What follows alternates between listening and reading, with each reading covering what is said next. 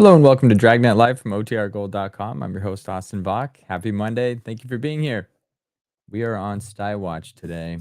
Longtime viewers know I got one a while ago and I was streaming like this. So woke up. It's a little puffy. I've applied a hot compress and we'll just monitor this thing. Hopefully it doesn't get as bad as last time. Normally, we're not talking about medical issues. We're here every Monday, Wednesday, and Friday at 9 a.m. Pacific, listening to one episode of Dragnet until we have listened to all 310 episodes currently available. Today, we are listening to episode 198. The title is The Big Chet. It is about, give me one second. It's about a pair of holdup men that have been staging a series of robberies in Los Angeles. The police have their description and they're tasked to go get them. Today's episode originally aired April 5th, 1953. And at that time in history, let me tell you what was happening. So there's a British expedition to Mount Everest. The British royal yacht Britannia was launched by Queen Elizabeth II. If you watch the Crown series on Netflix, they had an episode on this thing. I think the episode was about when it was retiring, and then it's kind of a flashback to when it was commissioned. I enjoyed that show. I don't watch a lot of TV, but I watched that, and that was good. Also in April 1953, Winston Churchill was knighted by Queen Elizabeth II. We have two UK factoids to share today. April 30th, 1953, Little Bigger League changed its name to the Babe Ruth League. I don't know what the Little Bigger League was, but let's see if we have any famous birthdays here. And I'm reading this from the link in the description. Famous weddings. Nah, I don't see anything of note. Okay, so we're going to keep going. But if you're interested in those factoids, click down below. Quick shout out to everybody in chat. Life with Roscoe, Dirt, Hermit Hobbies, Nell, Paul, Film Noir Buff, Mary, Sam, Addie, Ronnie. Who else we got? Andrea. Thank you all for being here. If you're watching this from the Old Time Radio Archive channel, click the link in the description to go to OTR Gold channel and then join us in the chat. It's always a good time. Okay, with that, let me share my screen and get today's show started. While I'm queuing that up, tell me what you did this weekend. Please. I'm always interested. Here we go.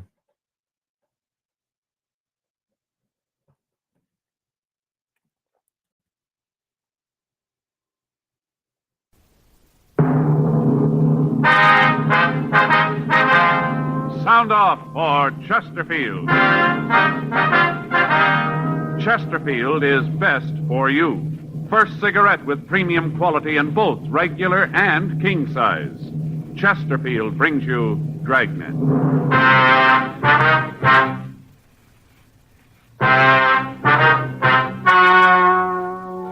Ladies and gentlemen, the story you are about to hear is true. The names have been changed to protect the innocent.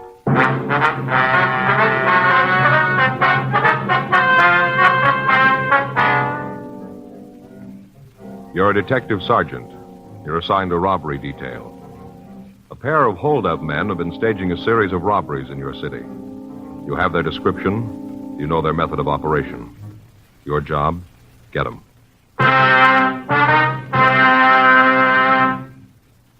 Years ahead of them all. Chesterfield is years ahead of them all. The quality contrast between Chesterfield and other leading brands is a revealing story. Recent chemical analyses give an index of good quality for the country's 6 leading cigarette brands. The index of good quality table, which is a ratio of high sugar to low nicotine, shows Chesterfield quality highest. Chesterfield quality highest. 15% higher than its nearest competitor. Chesterfield quality highest. 31% higher than the average of the 5 other leading brands. Yes, Chesterfield is first with premium quality in both regular and king size. Don't you want to try a cigarette with a record like this? Chesterfield.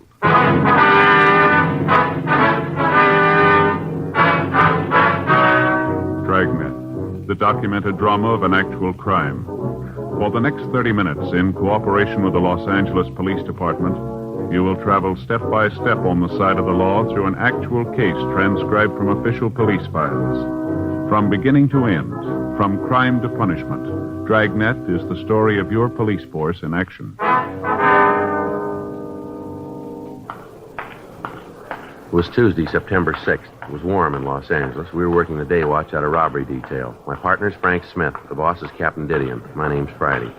I was on my way into the office, and it was 8:02 a.m. when I got to room 27A. Robbery. Joe, is that you? Yeah. Did you just get in?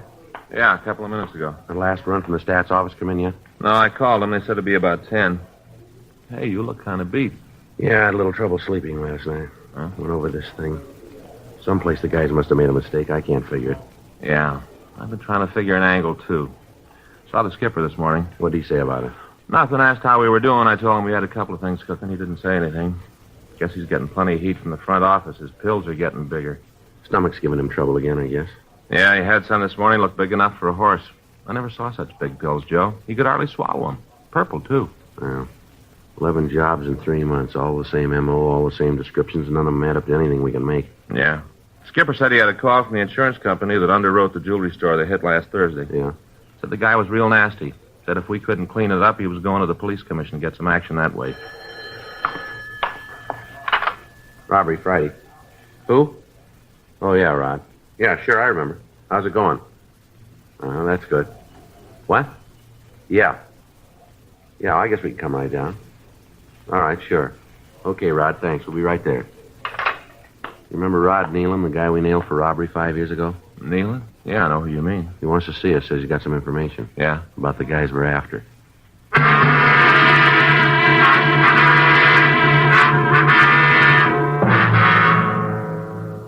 For the past 3 months, a pair of hold-up men had been victimizing the owners of large jewelry stores and supermarkets. In each case, the descriptions of the two suspects was the same. Suspect number 1 was described as WMA, 30 to 35 years old, red hair, tall and lean.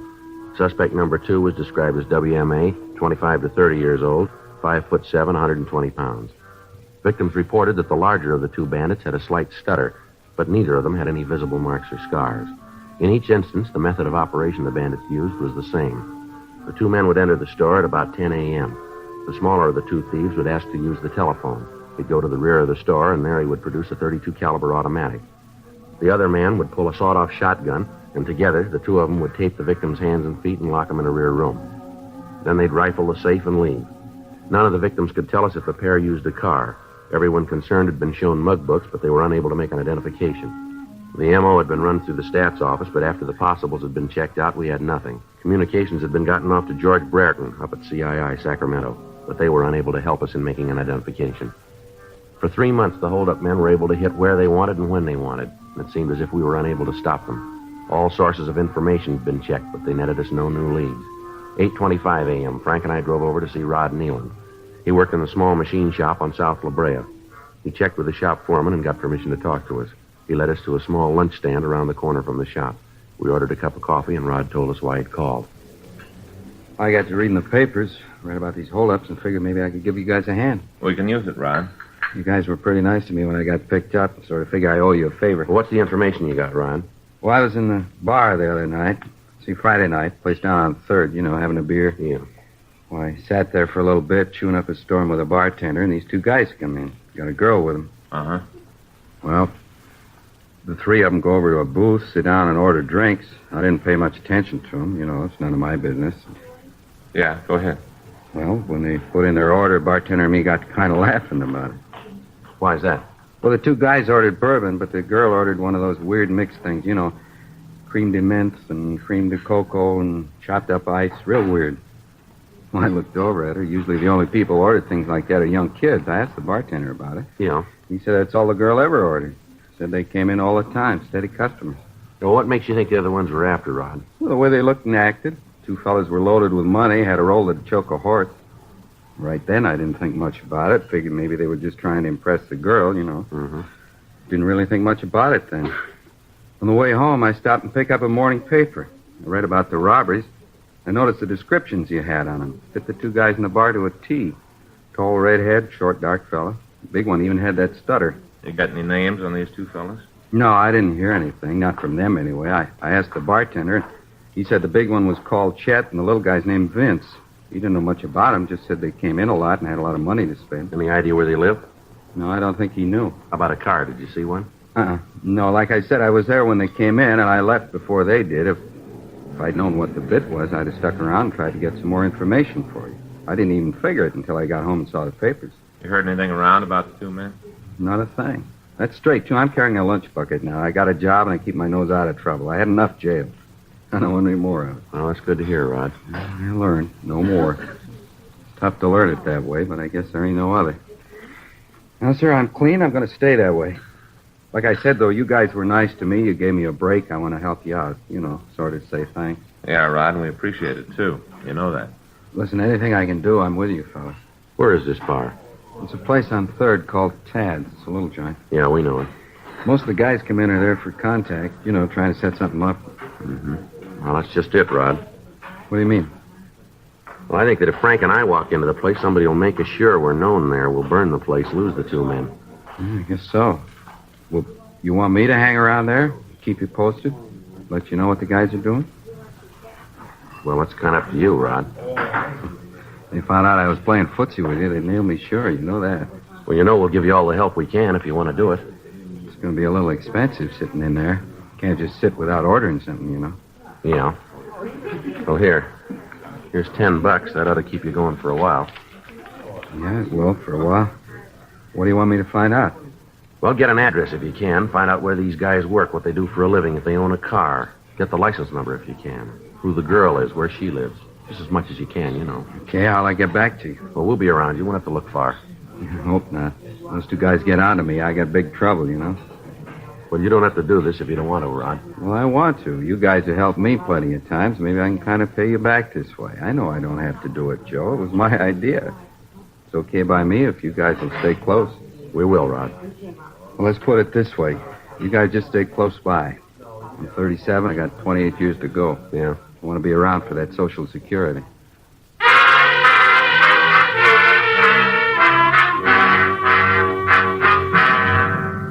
We got the description of the girl who'd been seen with the two suspects, then Frank and I drove back to the office.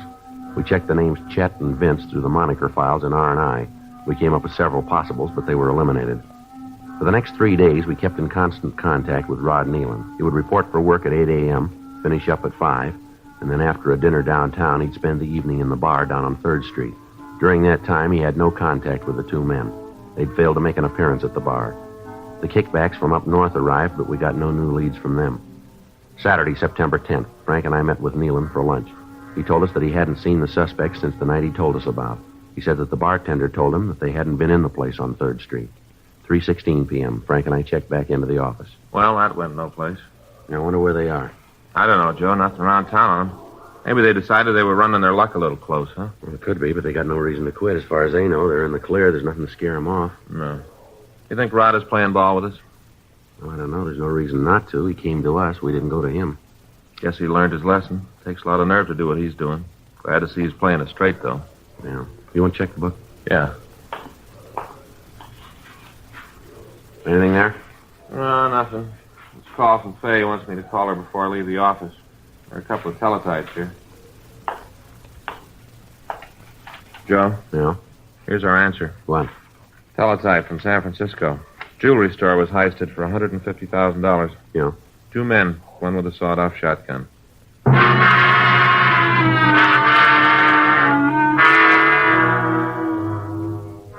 We sent a teletype to San Francisco immediately, asking for full details on the holdup. The answer gave the M.O. that the two thieves had used and their descriptions. In every detail, the operation matched that of the 2 men we were looking for. We put in a call to Rod Nealon, but we found that he hadn't reported for work that day. Frank and I drove out to his apartment, but his landlady told us that she hadn't seen him since the day before. Frank and I checked the places where he ate and where he spent his time when he wasn't working. None of his friends had seen him.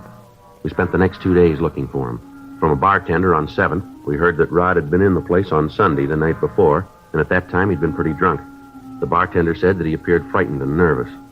Monday, September 12th, 5:30 p.m. Frank and I checked into the office to sign out for the day. I'll sign us out. All right, I'll check the box. I got it. Robbery, Friday. Yeah. Well, where you been? We've been looking all over for you. We thought something had happened. What? When? Yeah. Well, take it easy, Rod. Yeah, we'll get to you. Yeah, what model? You got the license number? Just a minute. All right, go ahead. 2N3-9291. Yeah. Okay, yeah. We'll see you there. All right, be careful. Rod? Yeah. Says he's been trying to get a hold of us all day. Says he didn't want to leave his name. 2 suspects are back in town. Rod says they got a bankroll like Fort Knox, sporting a new car. He got the number. Better check it right away. Where's he been? Well, he said he was worried. He's been trying to stay out of sight. Said we better get the guys fast. Yeah. He thinks they're onto him.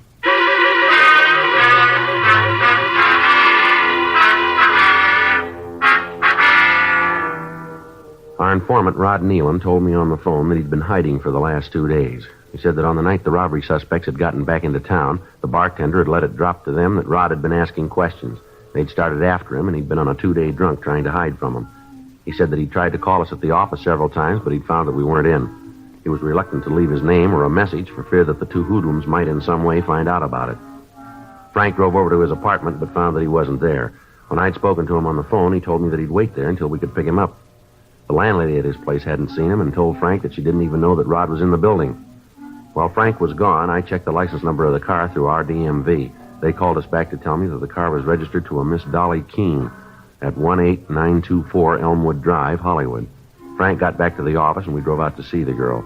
On the apartment register, she was listed as the tenant of apartment 406. We knocked at the door to the manager's apartment and waited. Yes? You the manager, ma'am? Yes, something I can do for you? We're police officers. We'd like to talk to you. Here's our identification. I see. Friday. Yes, ma'am. It's my partner, Frank Smith. How do you do, How do you do? I'm Barbara Townsend. Would you like to come in and talk? Might be better in the hall. Thank you very much, Miss Townsend. It's Mrs. I'm a widow woman. Husband died 7 years ago. I'm sorry to hear that, ma'am.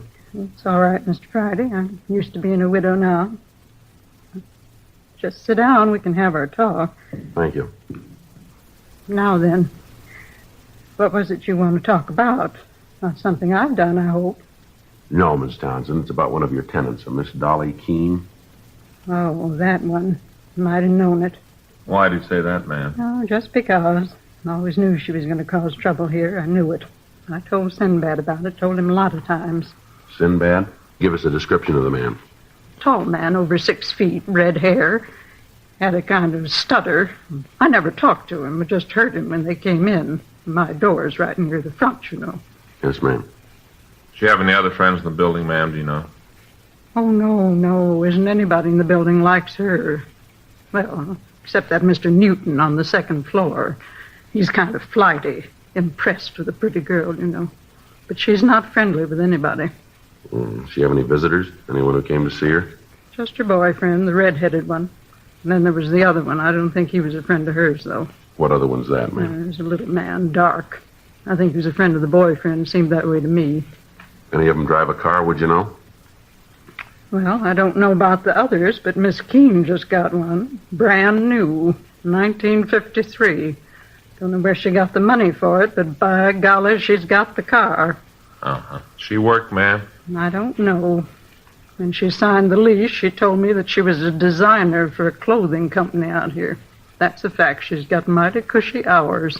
Seems to come and go whenever she pleases. But when'd she get the new car, do you know? It's a couple of days ago. She told me that she had to go out of town on some business. Wanted me to keep an eye on her apartment. She didn't have to tell me that. I'm the manager here. Of course I'm going to watch the place. Yes, ma'am. About the car, please. Oh, yeah.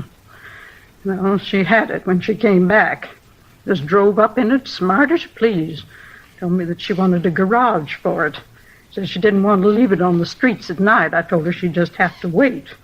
We got 18 units here and only 10 garages. All of them are taken. I told her she'd just have to wait. She said she maybe leave it over to her sisters for a few days. Her sisters? Yeah, she has a sister in the neighborhood someplace. Do you know where she lives? No, I don't. Pretty sure it's someplace in the neighborhood, though. Would you know her sister's name? No. Sorry, I can't help you out there either. She's married. Don't know her married name. Miss Keene never mentioned that. How about mail, Miss Townsend? Miss Keene get much mail? I couldn't tell you that. They got their own keys, they open their own mailboxes. I got no way of telling what they get. I see. Of course, I could see in through the little slots in the mailbox. She got a few letters. I couldn't tell you where they were from, though. I see. She in now, would you know? No. I mean, I don't think she's in. I haven't heard her. Usually she comes in laughing and carrying on, so I'd know if she was in. What's all this about, anyway? What's she done? Well, we'd just like to talk to her, Mrs. Townsend. Like that, is it? Ma'am? Got something secret to talk about? No, ma'am, it's not that. It'd be better if we talked to her, that's all. No. Well, I hope you get the chance to. Beg pardon? Well, last time I saw her, she talked about leaving town.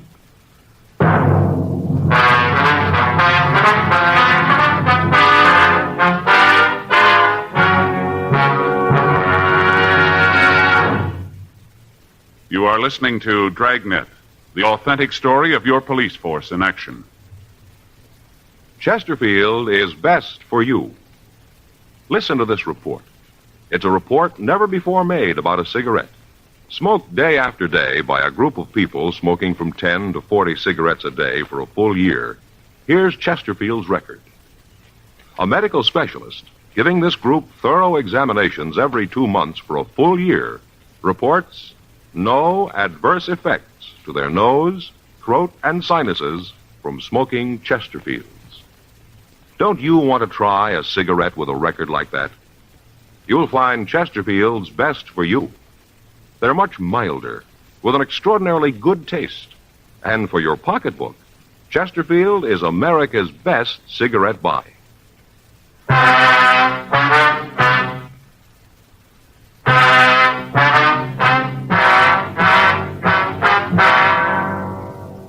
In the company of the manager, Frank and I went through the girl's apartment. In the closets, we found clothing that indicated that she'd returned to the place. We called the office and told them that we were setting up a stakeout on the building. Frank and I went downstairs and parked the car up the street. Frank was in the front seat of the car. I stayed in the back. 8:30 p.m. There was still no sign of the girl. Frank called the office and found that our informant, Rod Nealon, was still missing. We waited. 9:30 p.m., 10, 11:30 p.m. A car answering the description of the girls pulled up in front of the apartment building. Joe? Yeah, I see him. Car matches. Can you see the license? No, not from here. 2 people in the car, a girl and a man. Yeah. Well, let's try it. Right. I'll cover the other side, huh? Right. Excuse me. Yeah? Oh, what is it? I'd like to see your identification, please. Oh, what for? I'm doing nothing. Police officers like to see your ID. I don't know what this is all about. All right, mister, get out of the car. I don't know what you guys are trying to prove with all this. Getting so a guy can't take his girl out anymore without cops rousting him. Looks like the other one in the car that just pulled up. Yeah. Vince, get out of here. It's the cops. I'll get him, Joe. All right, get your hands in back of you. Lousy cops, you'll never get him. Stand still. You'll never get him. He's probably got your partner by All now. right, get back in the car. What's going on, Chet? Lousy cops, they think they got us. Vince is a good shot. All right, give me those ignition keys, lady. What for? Give them to me. All right. Now, both of you, stay in the car. Joe, the apartment house. Over here. How about it? He's up there on the second floor. All right, come on, mister, give it up. Get away from me, cop. Get away. Throw that gun down here. Come on, throw that gun down. What do you figure, Joe? I don't know, cover me, I'll go up. Right.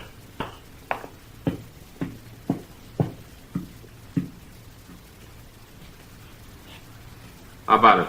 I don't see him. Stop it! Don't shoot! I give up! I give up! Don't shoot anymore, please! All right, mister, throw that gun out here. Come on. Throw it out here. All right! There it is, you got it. Now give me a break. I got it, Joe. All right, come on, put your hands against that wall. I'm hurt. He shot me. Now leave me alone. I'm hurt. You see that? I'll shake him. He's clean. Call a doctor. Give me a doctor. I'll bleed to death. Don't get me a doctor. You're not hurt that bad. Now, come on, let's go. I'll give you a hand. Come on.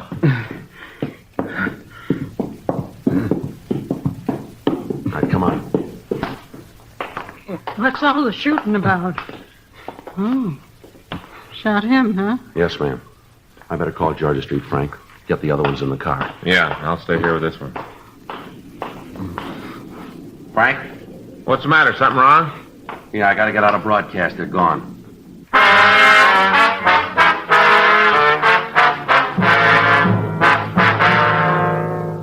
When the number 2 suspect had started firing at Frank, I handcuffed the first suspect and I went to Frank's aid. On returning to the car, we found that both suspects had escaped. The man was still handcuffed, so moving around would be difficult for him. A broadcast was gotten out to all units in the area on the 2 escaped suspects. The car they'd driven was still parked out in front of the apartment. An ambulance arrived and removed the wounded suspect to the county hospital. Before he was taken away, he gave us the names of his 2 accomplices, Chester Rayburn and Dolly Keene. We called the office and told them what had happened. Additional teams of men were sent out to help us canvass the area. Frank and I went through the personal effects of Dolly Keene. In a desk drawer, we found a telephone book, and one of the numbers in the book bore the name Sis. It gave a telephone number and an address 3 blocks from the apartment house. We got in touch with Captain Didion and informed him of the developments. Additional men from Metro Division were sent out to cover the address listed in the telephone book. Captain Didion also told us that our informant, Rod Nealon, had been found in a rooming house on 3rd Street where he'd been hiding since the 2 bandits had gotten back into town. He was placed in protective custody. Frank and I went over to the sister's apartment. Yeah, what do you want? Police officers. You Patricia Saxon? Yeah, so what? Want to look at your apartment? What for? There's nothing here means anything to you. Sister been here tonight? No. Haven't seen her last couple of days. Anyone here with you? No. We're going to have to look. Yeah, maybe I don't want you to. That's tough, lady. All right, let's shake it down, Frank. Yeah. There's no one here. Isn't anybody with me? Closet in the bedroom. Yeah. Better stay away from there. He's got a shotgun. Cover that side, Frank. Yeah. All right, Rayburn. Open the door slow and throw that gun out here. Rayburn, we'll tell you once more. We know you're in there. Now throw that gun out here. He's not coming out, Joe. All right, cop, here it is. I don't want no trouble, you hear? No trouble. You got the gun. All right, come on. Get up, Rayburn, on your feet. You too, Miss Keene. Come on out of there. Don't shoot. Please don't. We didn't mean nothing. Don't shoot. We give up. Well, come on out of there. Keep your hands on your head there. I'll get him. Wasn't anything else I could do. Had to do what they tell me. Come in here with that gun and wanted something to cut those handcuffs off with. Had to do what they said. Yeah, sure. They'd have killed me if I didn't. I know it. They'd have killed me. A couple of more minutes and we'd have had it made. Just a couple more minutes, that's all. That's all we needed. Though we got up north, he never got us. We'd have had it made. One more big job. That's what you said. One more and we'd be through. Well, wise guy, where are we now? Right where he said you'd be. What? You're through.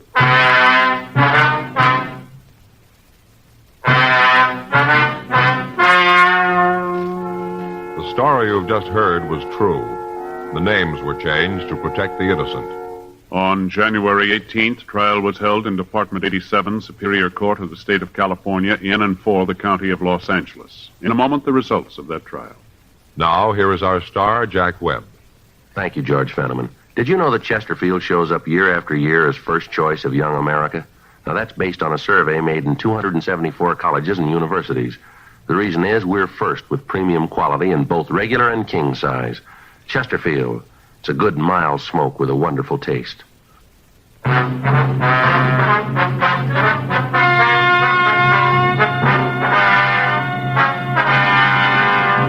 Chester Lloyd Rayburn and Vincent Robert Parker were tried and found guilty on 9 counts of robbery in the first degree. They were sentenced to the state penitentiary for the term prescribed by law. Robbery in the first degree is punishable by imprisonment for a period of not less than 5 years. Lillian Keene, alias Dolly Keene, was tried and convicted of being an accessory. She received sentence as prescribed by law. Aiding a principal in a felony is punishable by imprisonment in the state penitentiary for a period of not more than 5 years. Ladies and gentlemen, in the fight against an old enemy, polio, medical research has armed us with a powerful new weapon, gamma globulin. Used soon enough, It can prevent the paralyzing effects of polio. But first, you must furnish the raw material, blood. Doctors urgently need your donation of blood to make gamma globulin. So call the Red Cross. Please don't put it off. It's too important. Call the Red Cross tomorrow and make an appointment to give blood. You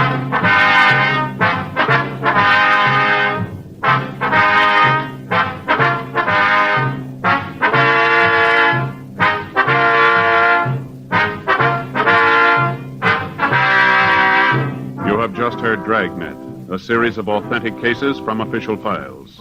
Technical advice comes from the Office of Chief of Police W.H. Parker, Los Angeles Police Department.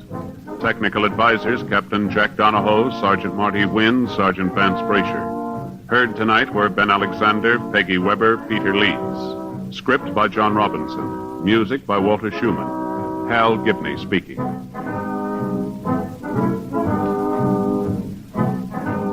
For a million laughs, tune in Chesterfield's Martin and Lewis show, Tuesday on this same NBC station. And sound off for Chesterfield's. Either regular or king size, you'll find premium quality Chesterfields much milder. Chesterfield is best for you. Chesterfield has brought you Dragnet, transcribed from Los Angeles.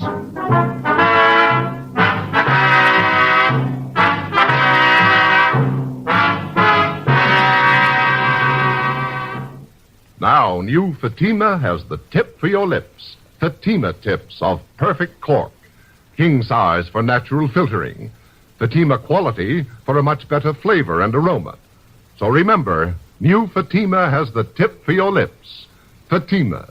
See how smooth they are. Remember, Fatima is made by the makers of Chesterfield, Liggett and Myers, one of tobacco's most respected names.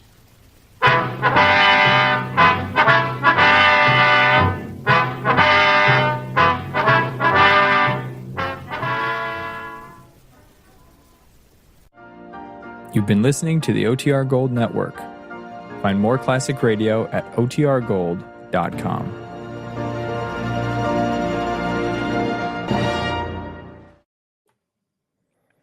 Okay, I just had a thought after hearing the Fatima ad at the very end. Also, first of all, hope everybody enjoyed that episode.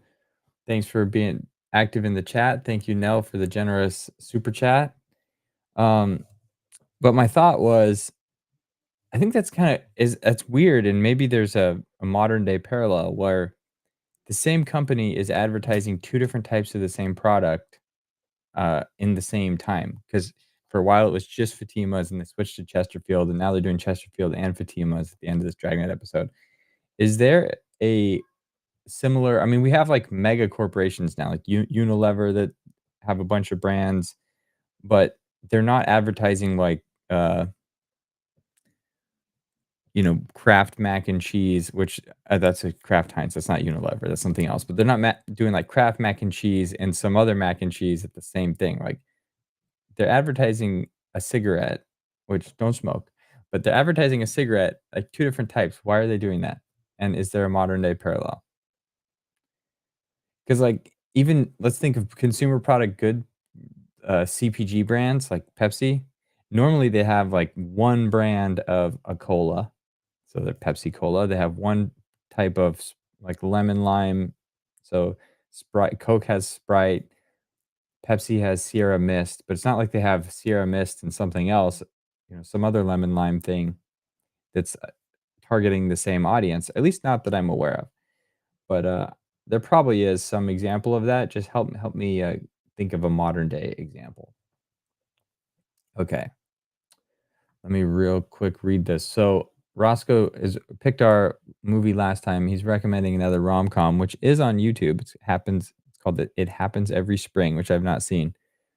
But at least with this audience right now, we're leaning film noir, and I haven't voted on this. So I'll go whichever way.